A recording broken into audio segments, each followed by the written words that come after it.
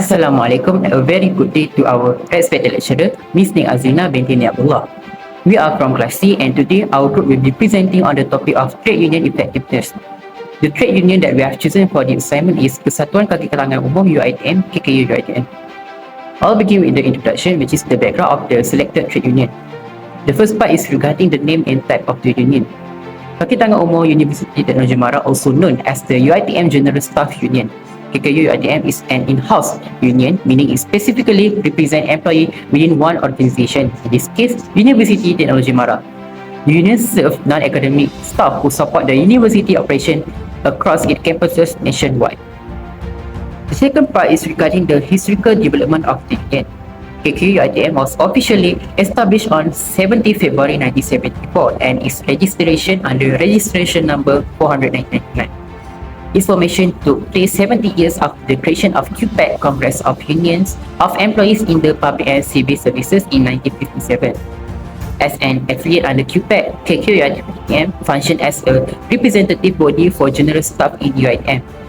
Over the decades, the union has played a pivotal role in advocating for workers' rights, especially in negotiation with UiTM management and in coordination with public sector agencies like the Department of Trade Union Affairs, JHAC. The union has a democratic leadership structure and holds election every 3 years. The third part is regarding the organizational structure and membership.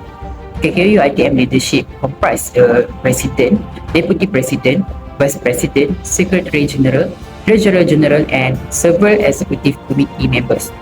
It also includes 13 branch chairpersons across various UiTM campuses.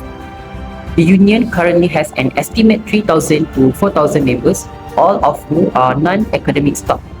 To be eligible for membership, an individual must be a Malaysian citizen, have worked at UiTM for at least 1 year, have no criminal record, not be bankrupt, and not hold a political position. Members pay a monthly fee of RM5. The fourth part is about the services and benefits provided to union members. The union provides members with access to salary negotiation, legal and welfare assistance, skill development training, and participation in social and family activities. In 2025, it launched a benefit under the Kad Pekerja Madani initiative, offering 30% discount on selected goods and services in collaboration with over 100 companies. Emergency aid, hospital assistance, and support during natural disasters such as floods are also provided. Next, we move to the objective of this study. This study aims to investigate the effectiveness of KKUUiTM in helping its members manage the increasing cost of living and other employment-related challenges. The specific objective of this research are to understand the historical and organizational background of the union and its role within UiTM, identify the key socio-economic and workplace issues faced by the union's members, especially those arising from inflation, subsidy removal, and stagnant wages, evaluate the union strategy, negotiation, and welfare initiative in mitigating this issue, assess the outcome and impact of this strategy on member well-being, and the last one, provide recommendation to enhance the union's role in supporting its member now and in the future. Assalamualaikum warahmatullahi wabarakatuh and good day everyone. I will now present for planning and preparation, which focuses on our group coordination and role assignments during the interview process. Ilya reviewed the interview questions to ensure they match with our objective. Faris handled the opening and closing by explaining the interview purpose and introducing the team. Meanwhile, AISYAH, which is myself, took detailed notes during the interview session. MOHD managed the audio recording to make sure everything was captured clearly. HAIRUL supported with backup note-taking and observed body language. And lastly, AZIM monitored question flow, ensure we follow the list, and managed the session timing. Each role was important in making sure the interview went smoothly and was well documented. Next section is designed for the interview questions. The aim of this assignment was to assess the effectiveness of the trade union in addressing the cost of living challenges, supporting staff welfare, and also engaging with institutional and governmental bodies. To ensure we gather structured and relevant information, our team developed a set of open-ended interview questions categorized into 6 core themes. These themes included the historical background and organizational structure of the union, cost of living issues experienced by union members, initiatives and programs introduced by the union to provide relief, outcomes of negotiations with UITM and relevant government agencies, communication and engagement methods with members, and finally, the challenges faced by the union along with its future direction. This structure helped guide the interview process, ensuring the responses were aligned with our research objectives and provided meaningful insights for our reports. For our project, the interview process was divided into 3 key stages: the preparation phase, the execution phase, and also lastly, the post-session phase. Each played an essential role in ensuring the interview was conducted effectively and ethically. Here is a breakdown of each stage. In the preparation phase, we began by selecting a relevant union representative with direct experience in cost of living issues. This ensured the interview data would be meaningful and aligned with our research objective.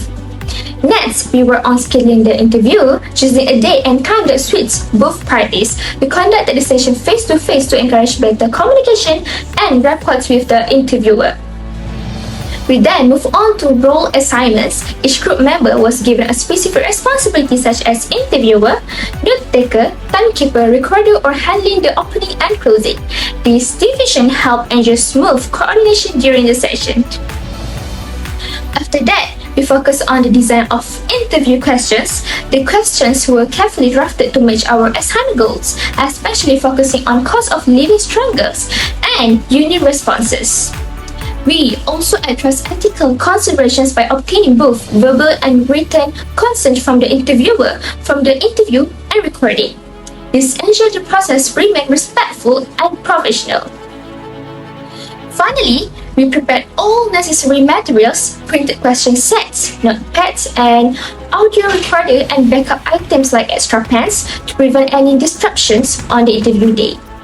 The execution phase covered the interview session itself. It began with welcoming and introduction where FARIS opened the session, introduced our team and explained the interview's purpose. The main part was conducting the interview using our prepared questions. We also used probing questions when needed to explore deeper or clarify points. This helped us gather more meaningful data. We placed strong emphasis on documentation. AISYAH, which is myself, took detailed notes throughout and the session was audio recorded with prior consent from the interviewer to ensure accuracy. This session ended with closure, where we expressed our appreciation and delivered a proper thank you to the interviewer. In the post-session phase, we started with transcription and note compilation. All recorded content was transcribed and checked against handwritten notes to ensure accuracy. Next, we carried out thematic analysis identifying key themes such as cost of living, challenges, union effectiveness, and also impact on members. We also did data validation. If any responses were unclear, we followed up with the interviewer to confirm or clarify. The final interview data was then used for report integration. All insights were included in the final section of our project reports. Lastly, we held a short reflection and evaluation session. As a group, we reviewed our process and assessed how well we executed our roles, planned the session, and also worked as a team. In conclusion, these 3 stages ensure our interview was professional, ethical, and also valuable to our research goals. Assalamualaikum warahmatullahi wabarakatuh and good day everyone, especially to Miss Nim Aslina. Today I am presenting for our data collection and analysis for our HRM659 group assignment. This section explains the method of our group use to collect and analyze interview data to assess the effectiveness of the UITM staff union, also known as KKUUiTM. Objective of data collection. Our main objective was to evaluate the union effectiveness, especially in addressing cost of living and staff welfare issue. We also aim to translate the qualitative data from our interview session into meaningful academic findings that could support our analysis and letter for recommendation. Interview strategy. We use a qualitative method specifically a semi-structured interview. This approach gave us flexibility and allowed the respondent to elaborate freely. The session was held at the HEA Academic Affairs Division Office, Waitanara Place on 8 June 2025 from 4:30 to 5:30 p.m. We interviewed Mr. Iqbal, a union officer with his verbal consent. Interview planning. Before the interview, we had several group discussions to prepare our occasion. We organized them under 5 key themes. First one is union background, second one is cost of living challenge, 3 union efforts for member engagement, 5 future generation. We review equation to ensure we were clear, 11 and align with our business goal, transcription and thematic coding. After the interview, we manually transcribe the audio recording word by words. We also compare it with notes taken during the session to improve accuracy. The transcript was uploaded to Google Docs and sent to group WhatsApp so that all group members could highlight important points and help with the analysis. Thematic analysis. We use thematic analysis to find pattern and categorize responses. We identify 5 themes. First one is cost of living issue like salary versus inflation and subsidy removal. Second one is union strategy such as kad pekerja madani, food programs and financial aids. Third, effectiveness of Asian including COLA approval and simplified loan processes. 4. Member engagement like frequent websites and email updates. 5. Challenge and future plans, including legal limits and digitalization goals. Strength of the analysis process. Our process has several strengths. First, it was authentic, using first-hand data directly from a union leader. Second, it had deep thank you to face-to-face media or setting. Third, it was rigorous. We triangulate audio, notes, and group reflection. Now, I will be sharing the key issue faced by KKUITM and how they have responded. To begin, one of the main concerns is that salary, especially for lower grade positions like N11 to N19, have not increased in line with inflation. This means that although the salary amount remains the same, the real income and purchasing power have decreased. As a result, many members finding it immensely difficult to manage their living expenses. Additionally, the removal of the Rule 95 fuel subsidy has increased commuting costs, particularly for members who rely on personal vehicles. This has also led to higher prices of goods and services due to rising logistic costs. Another major issue is the increasing price of daily essentials such as rice, vegetable, eggs, and cooking oil. These rising costs have put a strain on household budget, forcing many families to reduce their spending or change their consumption habits. Although the government provides targeted financial assistance to programs like SCR and MOHD Manani, not all members benefit from them. In many cases, the aid is either insufficient or fails to reach those who need it. Internally, union members also face several challenges, including limited career development opportunities, concern about job security, and issue of integrity and transparency within certain departments. Moreover, there is often low attendance at union meetings and a lack of interest among some members in union involvement. In response, KKUITM has taken proactive steps to support its members. The union has successfully negotiated several benefits such as cost of living allowance, COLA, transportation subsidy, and even computer loans to ease their financial burden. KKUITM has also provided training and financial assistance to help members improve their skill and resilience. To improve communication and accessibility, the union has developed a digital outreach strategy to better connect with members, especially in today's hybrid work environment. Most importantly, the union's demand and efforts continue to receive strong support from both UiTM management and government bodies. In conclusion, although members continue to face external and internal challenges, KKUITM remains committed to protecting their welfare, advocating for fair treatment, and improving working conditions for all. Assalamualaikum, my name is NORMAISARAH HANIS and I will continue with the union strategies and interventions.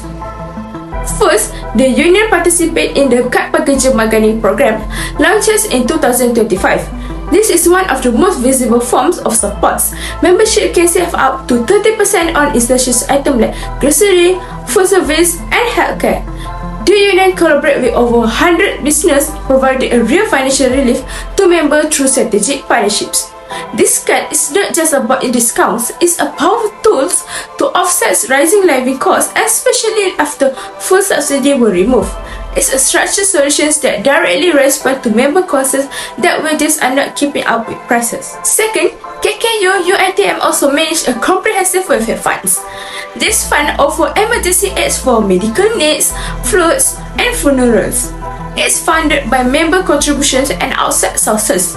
What's made this fund even more impactful is that it's not just only reactive but also proactive, like supporting training, financial literacy, and social programs. This shows the union commitment to not just relief but also a long-term empowerment. Third, KKUUiTM also plays a key role in policy advocacy and negotiations. Through its membership in QPAC, the union actively engaged with UiTM management and government departments like GHEX to push for better worker benefits. These negotiations have led to major wins such as the cost of living allowance, special allowance increases, capital loans with no guarantors, and also even permanent salary revisions under CISSPA. This outcome shows the union credibility and negotiation strength, providing that it's not just a symbolic but an also actual goal for non-academic staff. Fourth, the union offers community-based and also in-kind supports. This included distributing items like rice, cooking oil, and daily essentials, especially during festive seasons or natural disasters. These gestures, while simple, are culturally meaningful and help foster trust, especially for those who fall outside formal aid systems. It humanizes the union as a caring and also people-focused organizations. Now, let's take a look on the effectiveness and also impacts. KKUiTM's interventions have shown clear impact both in short term and also in creating long-term institutional change. In the short term, the union has provided timely financial assistance. Programs like Kad Pekerja Madani directly reduce members' cost of living, while the welfare fund step in the way they face personal crises such as hospitalizations, flood, or family agency. For many members who lack personal saving or insurance, the aid is critical. In the long term, KKUiTM has achieved a real policy changes. With QPAC and GHEC, they have implemented better pay structures, COLA, allowance hikes, and improved access to staff facilities and also loans. These are one-time wins. They are parts of structural reform that strengthen worker financial stability. The union has moved from a relations-based model to a collaborative role in a governance, where it's now seen as a policy partner, not just a protest body. Member feedback and satisfaction. Overall, the level of satisfaction among members of KKUiTM remains high. This is evident through their active participation in union program as well as their persistent involvement in union election. What is significant is that this positive engagement continues even in the absence of formal audits or structured survey.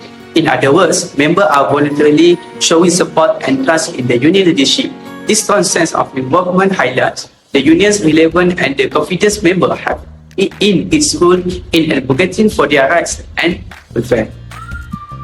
Now, moving on to observed improvement. KKUiTM has made real, tangible progress in several areas. Financially, the union has successfully secured the cost of living allowance, COLA, along with other essential allowances for its members. This directly helps ease the financial pressure caused by rising living costs. Furthermore, members now have access to guarantee-free capital loans, which make it easier to acquire the digital tools they need for work and personal development.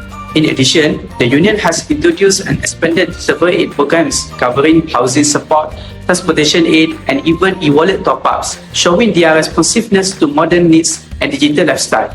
These initiatives are not just short-term fixes. They reflect a broader commitment to supporting member well-being and development over time. Next, challenge and limitations. First is uneven member participations. While some departments are highly engaged, others, especially brand campuses or new hire, shows a low involvement. This is often due to lack of awareness, generational gaps, or poor communications. This imbalance puts pressure on the few active members Second, its financial limitations. Members contribute just RM5 a month, from which the union must fund operations, legal help, welfare, trainings, and even national level representations.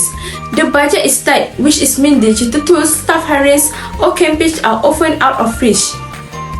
Third are legal and bureaucratic dissertations. Under laws like the Trade Union Act 1959, public sector union cannot strike or picket even in unfair situations, and any policy change must go through multiple levels from UiTM to GPA to MOHD. This slowed down decisions and frustrated members expecting fast results. Hello and Assalamualaikum to my beloved Muslim and my fellow classmates. My name is NORFAZLIN Binti Abu Hassan, and now it is my turn to conclude our presentation of this trade union effectiveness selected for our assignment, which is the KKUUiTM, and they also have 4 types of good recommendations. In conclusion, KKUUiTM has played an essential and commendable role in safeguarding the welfare of its members, especially during periods of economic uncertainty and expanding living costs. This study has highlighted some significant issues faced by union members, particularly the amplifying gap between fixed income levels and escalating living expenses. Next, KKUUiTM also has implemented a selection of meaningful actions to support its members well. For example, furnish the Kad Pekerja Melalui Discount Plan, the establishment of a comprehensive welfare fund, active engagement in policy negotiations with institutional and government agencies, and also enhance meaningful community-based support efforts like in-kind donations. By this, the union's formal engagement with national bodies such as QBEX has further enabled it to secure well-defined benefits such as the cost of living allowance. So, these meaningful actions have been significant in equipping both short-term consolation and long-term foundational changes for members. In addition, the evaluation of KKUUiTM's effectiveness shows that while the union has achieved successes in areas such as welfare support and negotiations, and also persistent challenges sustained. After that, despite these challenges, the strength of KKUUiTM plan lies in its proactive leadership, dedicated welfare initiative, and its powerful connections with national advocacy platforms. Conversely, its weaknesses can be linked to its deficiency financial position, the absence of formal member satisfaction evaluations, and dependence on traditional methods of communication in certain segments which may alienate younger or more digitally savvy members. Next, I'm here again to continue the recommendations. Based on the analysis, there have 4 applicable recommendations that have been formulated to ensure continuous improvement of KKUUiTM, and I will explain on these 2 types of recommendations well and perfectly. The first recommendation is implement a formal member satisfaction survey system. As of now, KKUUiTM gathers member feedback informally, well, mostly through WhatsApp teams, ESCO meetings, and also personal communication. So, by implementing a formal member satisfaction survey system which conducted it annually or biannually, the union can systematically collect well-organized with measurable data on member needs, satisfaction with welfare activities, opinions about negotiation outcomes, and also suggestions for future union objectives. Thus, this feedback of recommendation not only highlights what works but also uncovers hidden dissatisfaction, especially from members who are passive or silent in an organization of KKUUiTM.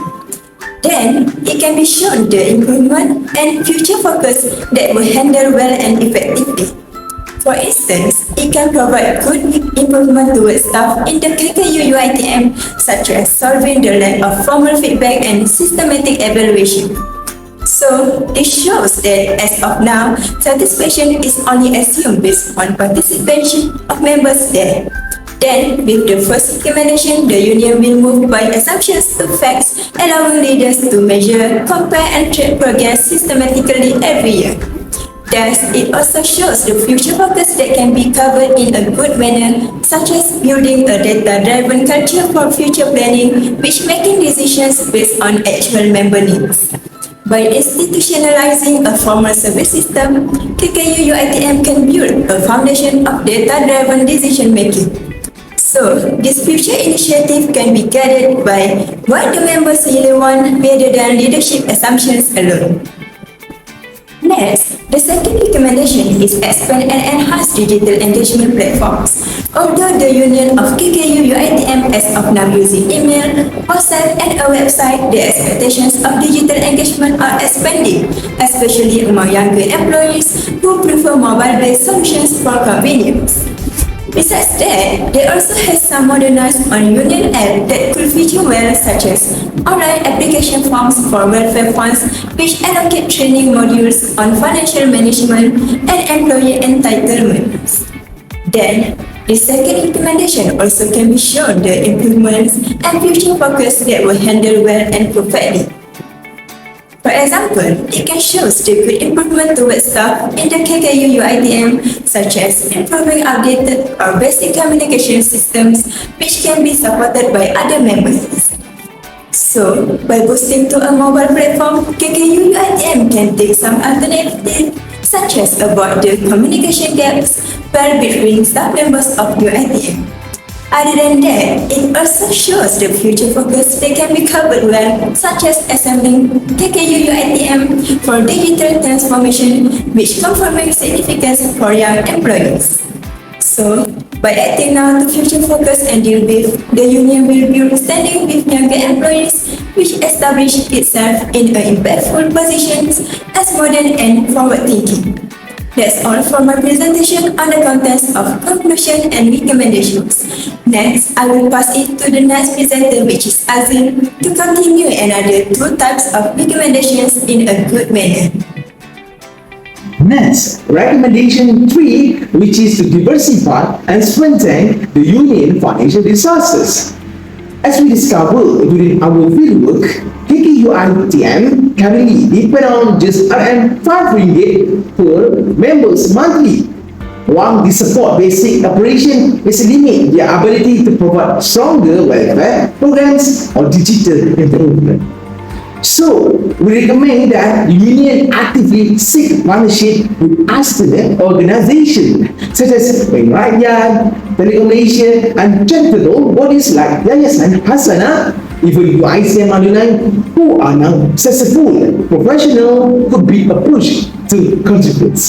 With this strategy, the union could fund emergency scholarship, training programs, or even provide micro loans to members like zero interest personal loans to Bank Rakyat. Now, moving to recommendation 4, which is to launch awareness and capacity building campaign in the departments with low participation. One issue we identified was that many departments, especially new or distant ones, had little to no engagement with the union. This is often due to lack of awareness or misunderstanding about what does union is.